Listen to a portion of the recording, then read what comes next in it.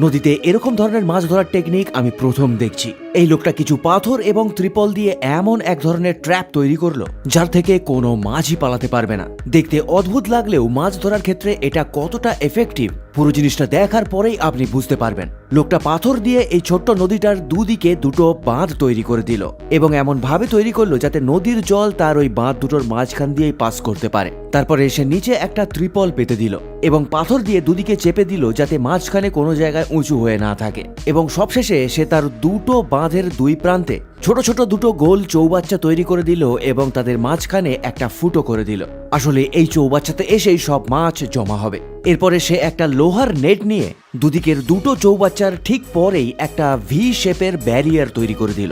অতএব মাছগুলো আসবে এবং অন্য কোনো দিকে না যেতে পেরে একমাত্র পথ দুদিকের দুটো চৌবাচ্চার দিকে চলে যাবে। এইভাবে ট্র্যাপটা তৈরি করার পর সেই দিনের কাজ তার শেষ হলো। এখন শুধু একটা জিনিস